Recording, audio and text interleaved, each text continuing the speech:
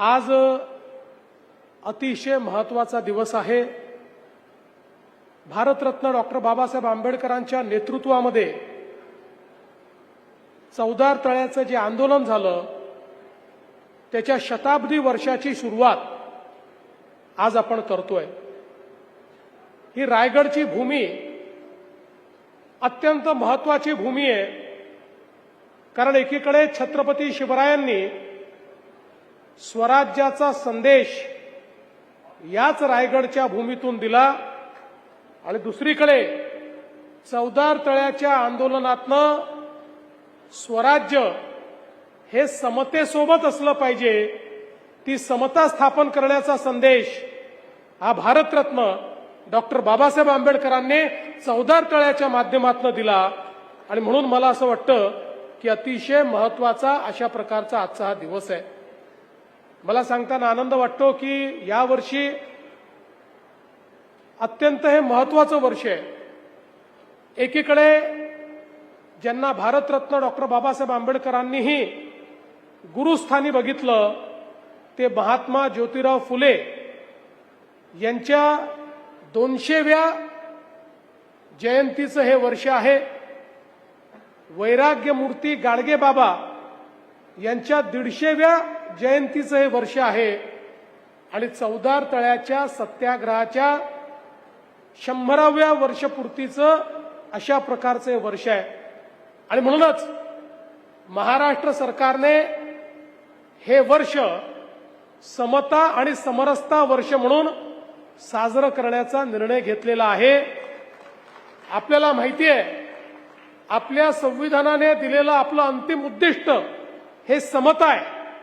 समाजात समता असली पाहिजे, प्रत्येकाला अधिकार असले पाहिजेत, कोणीही मोठा नाही कोणीही लहान नाही, या संविधानाप्रमाणे प्रत्येकाला संधीचा समान अधिकार अशा प्रकारची समता ही समाजात स्थापन करायची आहे। आणि या समतेकडे जाणारा रस्ता काय आहे तर तो रस्ता समरसतेचा रस्ता आहे की ज्याच्यामध्ये संपूर्ण समाज समरस होऊन समता स्थापित करेल। अशा पद्धतीनं समता आणि समरसतेचा हा भाव यावर्षी महाराष्ट्र शासनाच्या माध्यमातून त्या ठिकाणी करण्याचा आपण प्रयत्न केलाय।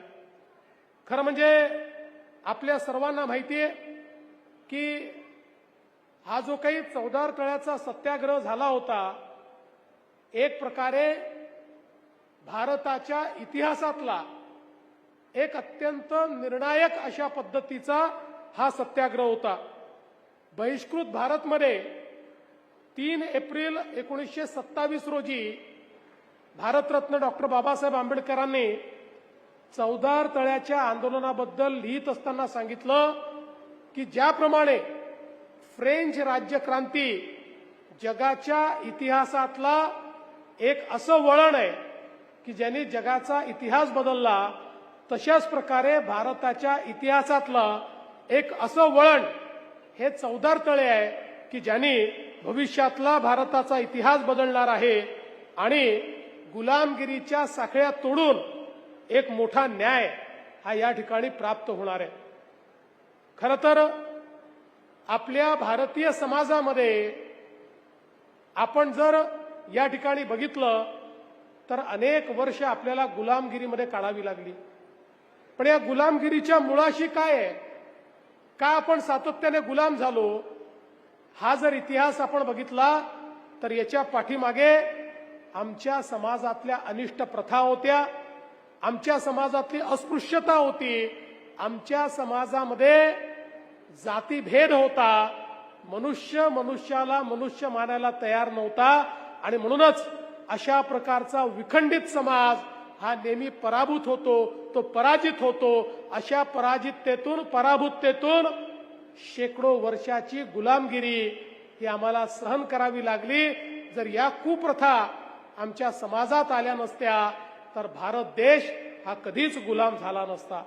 आणि म्हणूनच या ठिकाणी जर आपण बघितलं तर ज्यावेळी या देशामध्ये मोठ्या प्रमाणात सुधारणावादी चळवळ सुरू झाली आणि त्या चळवळीत 4 ऑगस्ट 1923 ला मुंबईच्या विधान परिषदेमध्ये राय बहादूर एस.के. पोले यांनी ठराव मांडला आणि त्या ठरावाने एकमताने नियम केला, कायदा केला की जे सार्वजनिक पाणवठे आहेत याच्यावर कुठल्याही व्यक्तीचा, जातीचा, समाजाचा अधिकार असणार नाही. समाजातले सगळे लोक, सर्व जाती धर्माचे, पंथाचे लोक हे कुठल्याही सार्वजनिक पाणवठ्यावर जाऊन त्या ठिकाणी हक्काने पाणी घेऊ शकतील, अशा प्रकारचा एक क्रांतिकारी निर्णय महाराष्ट्राच्या तत्कालीन विधान परिषदेने घेतला. तथापि असा निर्णय झाल्यानंतरही काही भागामध्ये काही लोक असे होते की ज्यांनी निर्णय झाल्यानंतरही पाणवठे खुले केले नाही.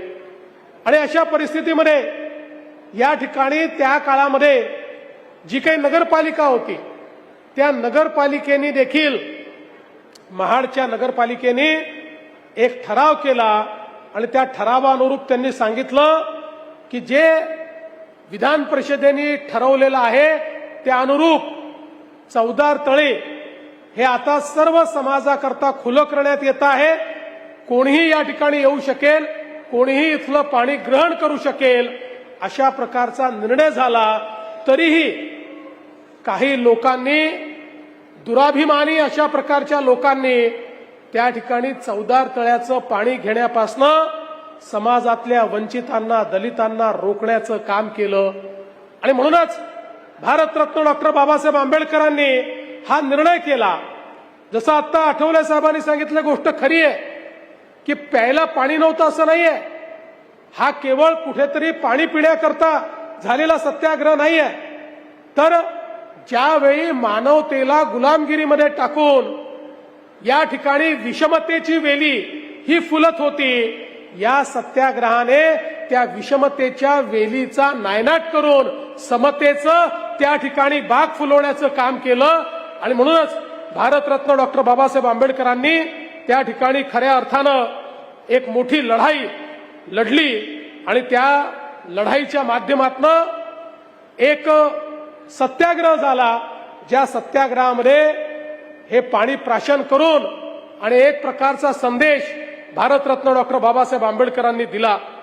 त्या काळामध्ये आर.बी. मोरे असतील, सुरेंद्रनाथ टिपणीस असतील, फतेखान मुढोलीकर असतील, शांताराम पोतनीस असतील, केशवराव देशपांडे, गणी सहस्त्रबुद्धे असे अनेक लोक जे सवर्ण समाजाचे होते तेही बाबासाहेबांसोबत या संपूर्ण आंदोलनामध्ये सामील झाले आणि एक मोठा संदेश या ठिकाणी देण्याचा प्रयत्न केला.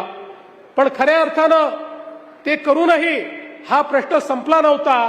कारण हे जे काही दुराभिमानी लोक होते, जे विषमतेची वेली तयार करणारे लोक होते, हे कोर्टामध्ये केले आणि कोर्टामध्ये जाऊन त्यांनी त्या काळामध्ये मोठ्या प्रमाणात खरं तर या संपूर्ण गोष्टीवर इंजंक्शन मागितलं आणि सांगितलं की हा सार्वजनिक पाणवठाच नाही, हा आमचा खासगी आहे, या प्रथा परंपरा आहे आणि म्हणून आम्हाला याचा अधिकार मिळाला पाहिजे आणि आम्ही सांगू त्यांनाच ते पाणी मिळालं पाहिजे.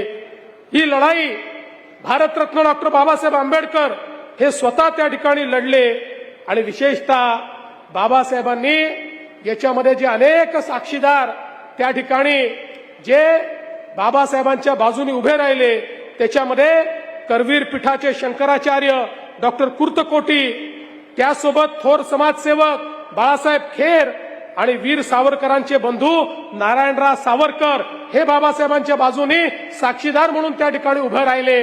कोर्टाने निर्णय दिला, माननीय उच्च न्यायालयाने निर्णय दिला आणि सांगितलं अशा प्रकारे हा पाणवठा कुठल्याच व्यक्तीकरता तुम्हाला अशा पद्धतीनं डिस्क्रिमिनेशन करता येणार नाही, भेदभाव करता येणार नाही. आणि त्या ठिकाणी डॉक्टर बाबासाहेब आंबेडकरांच्या प्रदीर्घ लढ्यानंतर चौदार तळं हे सर्वांकरता खुलं झालं. आणि केवळ चौदार तळं नाही तर या देशातले सगळे पाणवठे या एका आंदोलनामुळे सर्वांकरता खुले झाले. मी तर असं म्हणेन की ज्या लोकांनी या ठिकाणी जातीच्या नावाखाली संपूर्णपणे समाजाला बंदिस्त करण्याचं काम केलं होतं, तो बांध पूर्णपणे मोकळा झाला आणि या देशामध्ये समतेची मुहूर्तमेढ या एका आंदोलनामुळे भारतरत्न डॉक्टर बाबासाहेब आंबेडकरांनी करून दाखवली.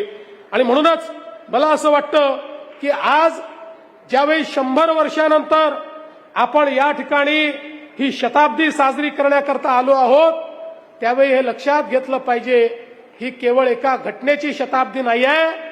या देशाला जे संविधान मिळालं, त्या संविधानानं जे अधिकार दिले, ते अधिकार आम्हाला कुठल्या प्रक्रियेतनं मिळाले, त्याच्या पाठीमागे कुठला संघर्ष होता, त्या संघर्षातनं काय उभं राहिलं, या देशाला काय मिळालं, हा इतिहास सर्वसामान्यांपर्यंत पोहोचवण्याकरता या ठिकाणी आजचा दिवस अत्यंत महत्वाचा आहे.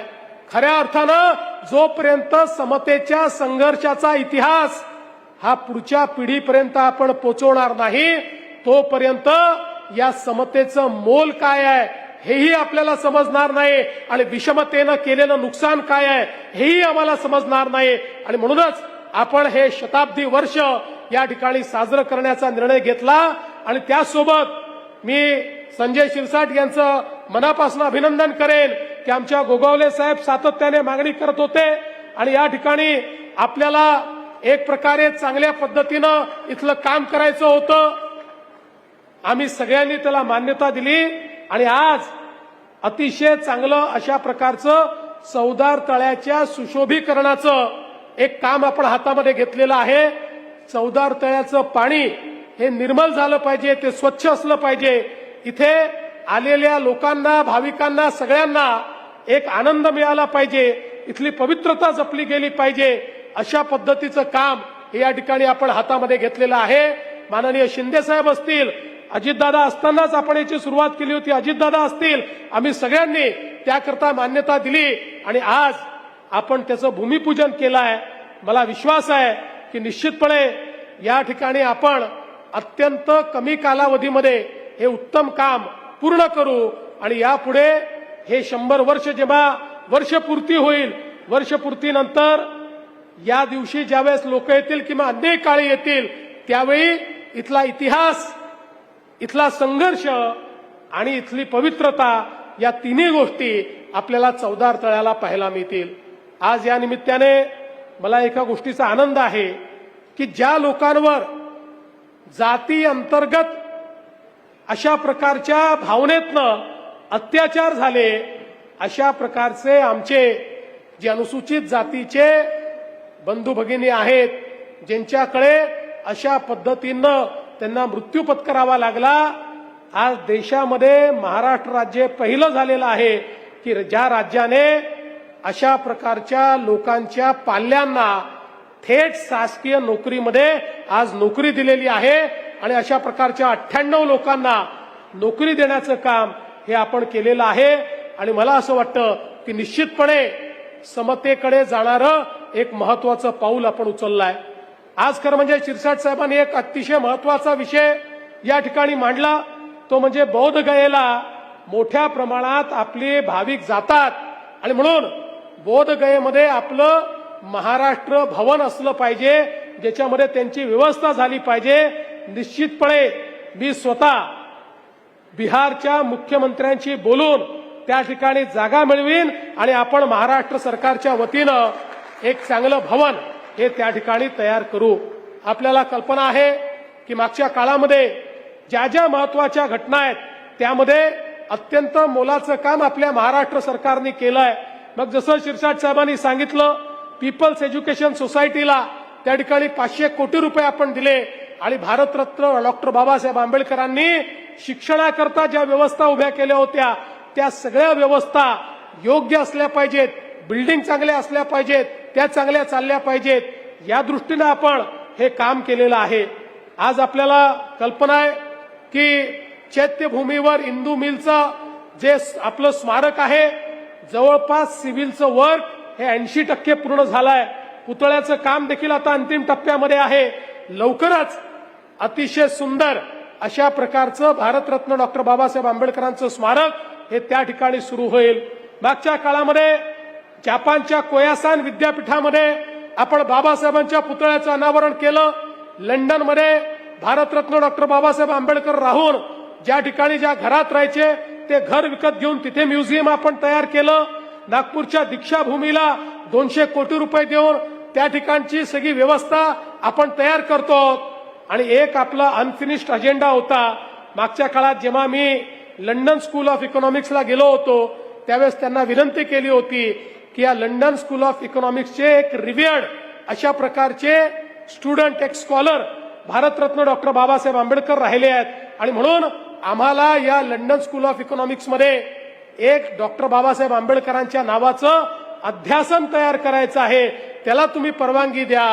आत्ताच मला सचिव सांगत होते की आता जवळपास त्या प्रस्तावाला ते तत्वता मान्यता देत आहेत आणि अशा प्रकारचं एक अध्यासन हे भारतरत्न डॉक्टर बाबासाहेब आंबेडकरांच्या नावाचं आता लंडन स्कूल ऑफ इकॉनॉमिक्स मध्येही त्या ठिकाणी सुरू होणार आहे.